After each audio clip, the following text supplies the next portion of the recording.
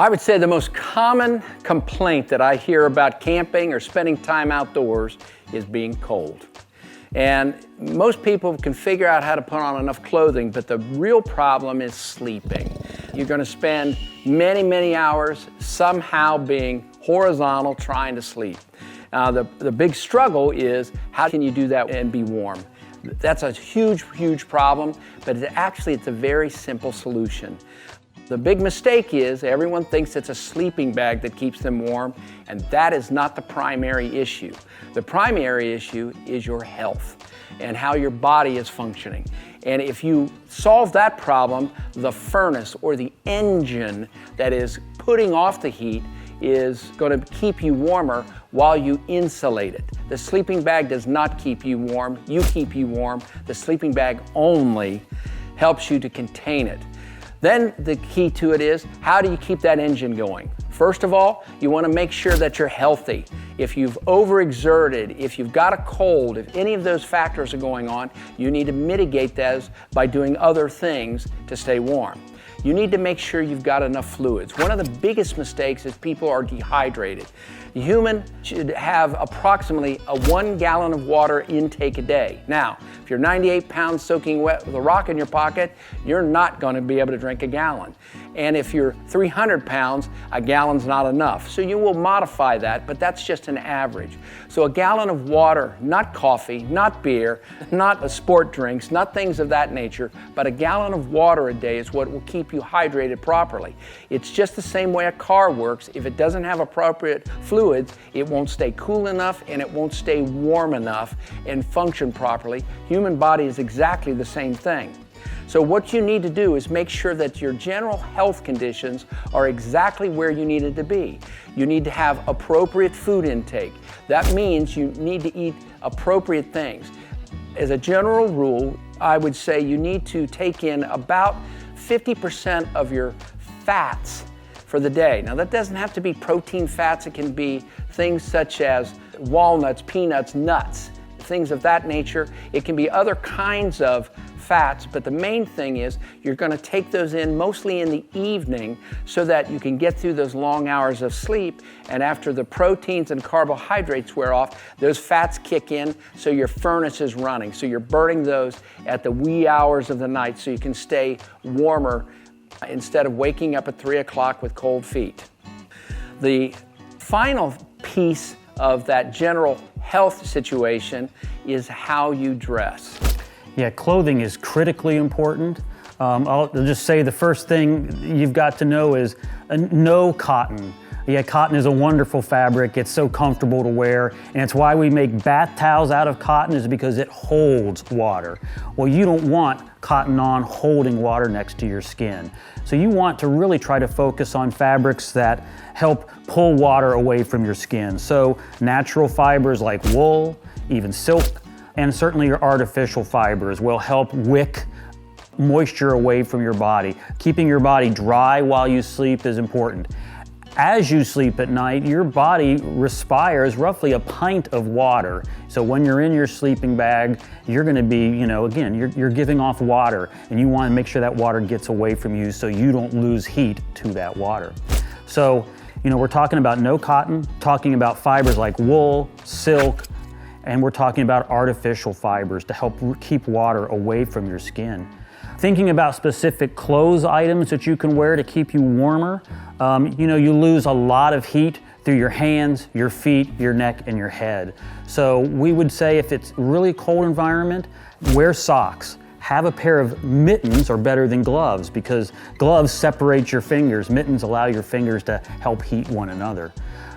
And then one of the garments we really like to wear is an artificial fiber hooded sweatshirt because that's protecting both your neck and your head and helping to retain that heat. Another thing you can do, and this is one we've all violated in the past, and that is you've been driving all day, hiking, you've been cooking dinner, you're doing all these sorts of things around camp, you're tired, you're ready to go to bed, you go to bed in the same dirty clothes you wore all day. One of the best feelings in the world is putting on a nice, clean, dry pair of socks. Why is that? Well, because all those little nubs on the inside of the sock, especially if it's like a smart wool sock, one of those types of socks, they help give you a little layer of air around your foot that helps insulate you and helps you retain your warmth. So take the time at night to change into dry clothes, whether they're just dry sleeping clothes or maybe it's tomorrow's clothes that you're putting on during that night in anticipation of the next day. Clean, dry clothes will help you sleep warmer. The last little tidbit, in a really cold environment, I mean, this can be really frustrating, but it builds a lot of body heat. Once you're in your sleeping bag, change your clothes in your bag. It's a real tug of war, but by the time you're done, you will be warmer from trying to figure out how to get your socks on and, doing all that inside a sleeping bag. So changing clothes in a bag can help you generate a little heat. When you've changed in that bag, you also are starting to warm up the entire interior. So you're going to actually keep that warmth in there if it's in the bag. Changing outside of it reduces that.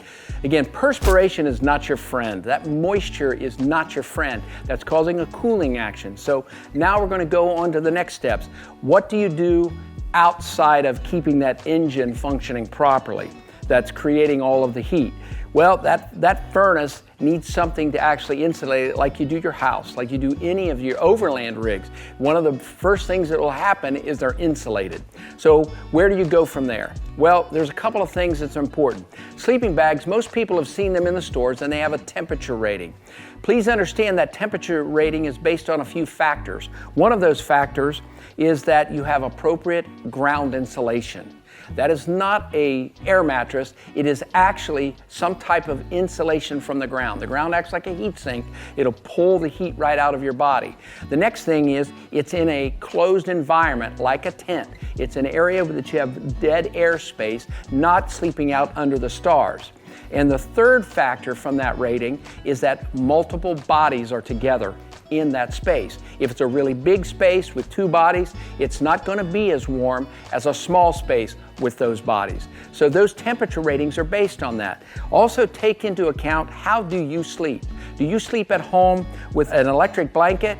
Then you're going to need something warmer because your body is not acclimated well to those kinds of temperatures. So it's extremely important to kind of build in those factors. What someone who's in peak physical condition, doing extremely well, acclimated, may sleep at 35 degrees. Someone that has not done that will not be comfortable at 35 degrees in that 35-degree bag. So kind of keep those factors a little bit in mind when you do this. Ground insulation, pretty simple, it's sleeping pads. Sleeping pads are simple. You've got two different kinds of basic foam. One of those foams is closed cell foam. Closed cell foam is like neoprene. Each air cell is separated. It floats. It does not absorb anything. Open cell foams are more comfortable, but like this egg crate foam that a lot of times are used in hospitals to reduce bed sores, it's because air cells are all connected. If it gets wet, it's going to basically absorb the moisture like a sponge would. Then you've got hybrids. The most common hybrid is a self-inflating pad. Now, self-inflating pads will have some type of open cell foam on the inside.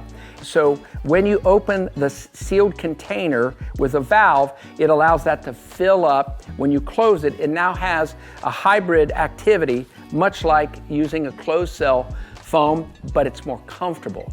There are some other hybrids out there that more and more people are using that work real well, that are air mattresses with some type of insulation in them. We've been using them quite a lot more recently, and they work quite well. They compress a little smaller, but the key to all of this is appropriate ground insulation. If you're using a hammock, if you're using a rooftop tent, you're using any type of RV or overland rig, all of those have to have enough ground insulation that you're compressing, that you're laying on, to help you stay warm. Anytime you lay directly on the ground, you're going to start having a cooling action, and that bag becomes less valuable. Now we move into the types of sleeping bags. There are three essential types of bags out there. There's the normal rectangular bag. Those normal rectangular bags are the ones that you may see that have Smurfs in them, or cowboys shooting guns, riding horses, those kinds of things. These are not the best type of bag to stay warm because it's not the shape of your body. You're trying to heat those things away from the narrow point where your feet are. It's wide in places where you're narrow, and so you're not trying to heat that, which means you're burning a lot more energy to do it. They tend to have a big open top to them. These are not the best if you really need to stay warm. Now, the next design is kind of a hybrid, and it's called a semi-rectangular, which means it narrows a little at the feet, but is a little wider at the shoulders. Now, these tend to also be a wider opening at the top, which means you're going to have heat loss. The best bag to stay warm is essentially what is considered a mummy. Very few true mummy bags out there because you can't hardly move in them. The most common is really a semi-mummy, but is referred to as a mummy bag today. Now, mummy bags are best because they're ergonomically shaped. They're shaped more of the shape of your body, so you're not heating quite as much. A good mummy bag is going to have something like a box or foot, which basically allows your foot to expand without compressing the insulation. They're going to have things such as a really heavy draft tube. Now, a really heavy draft tube means that zipper is a leak point. It's a place in the bag that's got a very thin spot that your heat can leak out and cold air can come in. So all we need to do with this is make sure you've got enough insulation to do that. Inexpensive bags will not have good draft tubes. It's one way to find a bag that truly is going to probably solve your problem of staying warm. Now, the other thing that a good mummy bag will have is a hood. We have heard many times from students that I could never close that hood up, never do it. And then the temperatures drop, and then we see these things pulled down around their faces, and all we see is little smokestacks coming out because they have pulled that down to, again, protect that head and neck and shoulders from all of that heat loss. And they work quite effectively. Now, in each of these bags, there are two types of materials out there. There's an artificial fiber material, and this is just a cutaway of an artificial fiber bag. That's its most common bag sold on the market today. And then there are down bags. Now, down bags are great bags, but each one have limitations, strengths, and weaknesses. The artificial fiber tends to be a little less expensive. It doesn't compress quite as small and is slightly heavier than a good down bag. But one factor it deals with that you don't have in a down bag in the same manner is how it handles moisture. As Matt said, human body passes about a pint of moisture at night when it sleeps. It's got to go somewhere. Where's it going to go? It's going to leave the body and it's got to go out. When it goes out, it has to go into something from there or the air. How does it manage it? Down is a natural fiber, very much like your hair, things like that. They're very tiny fibers, and it will tend to absorb moisture and move it through the plume. Well, the problem with it is it doesn't do it quickly. And so when it does that, you end up with a problem of down over time, multiple nights sleeping in it. You sleep in it for 4 nights, how much moisture is in there? There's a lot of moisture in there. And so it starts losing its loft or its insulation capability.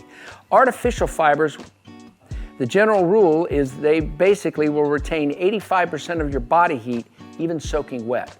And so if you're living in an environment like the East, where we get a lot of rain, a lot of moisture, or an area where you're going to use it a lot, it could be that an artificial fiber is going to be a better factor for you and for better use. As a general rule, we use mostly artificial fibers because of the things that we do and where we go. I own down bags. I own probably more sleeping bags than most retailers have in stock from just my experience over the years. So I've used a little bit of everything, and I will determine which one I'm going to take with me depending on the conditions I'm going to be in. So you need to decide between those materials which one is going to work best for you. Artificial fiber is easier to care for, can be thrown just in a washing machine easily, where down tends to take a little more effort. If you're more experienced and want to spend the time learning how to care for down properly, then down would be the way to go maybe for you. Some of it has to do with your budget, but look for quality items in any sleeping bag. One, you want to look for a heavy zipper. Look for that draft tube. Look for that bulb or boxed foot so your feet are not pushing against and compressing the insulation. Because usually the first thing that wakes you up is a break between cold feet and you gotta pee. And so I think they're in cahoots with each other, trying to figure out which one's going to wake you up first. And so making sure that that works that way for you is important, so that your bag is functioning exactly the way you want it to function. Finally, how do you care and store? Well, each manufacturer is going to have different instructions on care and keeping. But the one mistake that people make is most sleeping bags come with a stuff bag. A stuff bag is a small cylindrical bag of appropriate size that you grab it by the foot and you stuff it in. Never roll it. Bags should not be rolled. They'll come from the factory that way, and that's the way people store it. But what happens with it, they tend to fold them in half and roll them exactly the same way all the time, which puts compression points in the exact same spot all the time. When you do that, you now have a cold spot. If you grab it by the foot and do it different each time, it tends to reduce that. But that's only for travel.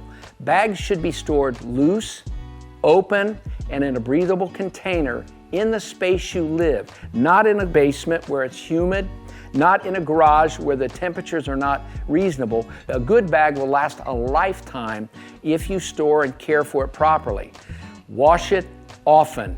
Body moisture, body bacteria will cause them to smell something terrible if you've stored them improperly. So make sure you store them appropriately.